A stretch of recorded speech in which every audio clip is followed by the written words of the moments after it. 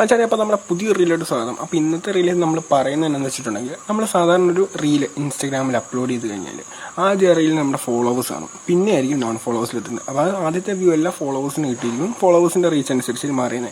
അപ്പോൾ ഇന്നത്തെ റീലിൽ പറയുന്നത് നമ്മുടെ ഫോളോവേഴ്സ് എത്തുന്നതിന് മുമ്പ് നമ്മുടെ നോൺ ഫോളോവേഴ്സ് ഈ ഒരു റീൽ കാണുകയാണെങ്കിൽ മാക്സിമം അതിൻ്റെ റീച്ച് കിട്ടും. മാത്രമല്ല ഒത്തിരി ഷെയറിങ്ങിലോട്ടൊക്കെ പോവുകയും ചെയ്യും. ഒരു പുതിയ റീൽ അവർ കാണുകയല്ലേ, അപ്പോൾ അതെങ്ങനെ എത്തിക്കാമെന്ന് പറഞ്ഞുതരാം. ഇപ്പോൾ ജസ്റ്റ് മച്ചാനെ നോക്കുക, ഞാനിവിടെ ഇപ്പോൾ ഈ ഒരു റീൽ ഇവിടെ ക്രിയേറ്റ് ചെയ്യാൻ പോവാണ്. ജസ്റ്റ് ഇതേ ഓപ്ഷൻ തന്നെ നെക്സ്റ്റ് തന്നെ കൊടുക്കുക. നെക്സ്റ്റ് ഓപ്ഷൻ വരെ ക്ലിക്ക് ചെയ്ത് വന്ന് അപ്പോൾ ഇങ്ങനെ ഒരു ഇൻ്റർഫേസ് വന്നു കഴിയുമ്പോൾ നിങ്ങളുടെ tag option, add location, rename audio. ഇപ്പോൾ ഇവിടെ ട്രയൽ എന്ന് പറയുന്നൊരു പുതിയ ഓപ്ഷൻ, അതായത് അപ്ഡേറ്റ് ചെയ്തിട്ടില്ലെങ്കിൽ ഈ ഒരു ഓപ്ഷൻ കാണാൻ വഴിയില്ല.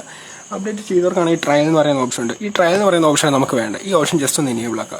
ഈ ഓപ്ഷൻ എനേബിൾ ആക്കി കഴിഞ്ഞാൽ ഇതിനകത്ത് തന്നെ എഴുതി കാണിച്ചിട്ടുണ്ട്, അതായത് നമ്മളൊരു റീല് അല്ലെങ്കിൽ ഒരു പോസ്റ്റ് അത് ഇടുകയാണെങ്കിൽ നോർമൽ കേസിൽ അത് നമ്മുടെ ഫീഡിലോ അല്ലെങ്കിൽ റീൽസ് ആണെങ്കിൽ റീൽസ് ഓപ്ഷനോ വന്ന് കിടക്കുന്നു.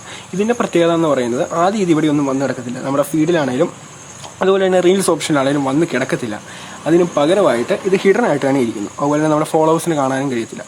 നമ്മുടെ ഞാൻ ഇതുപോലെയുള്ള നല്ല കിഡിലനായിട്ടുള്ള വീഡിയോസ് വേണമെങ്കിൽ നിങ്ങൾ ജസ്റ്റ് നമ്മളൊന്ന് ഫോളോ ചെയ്യുക. അതുപോലെ തന്നെ നമ്മൾ പറയുന്ന ടിപ്സ് എല്ലാം നോക്കുക. Okay, thank you.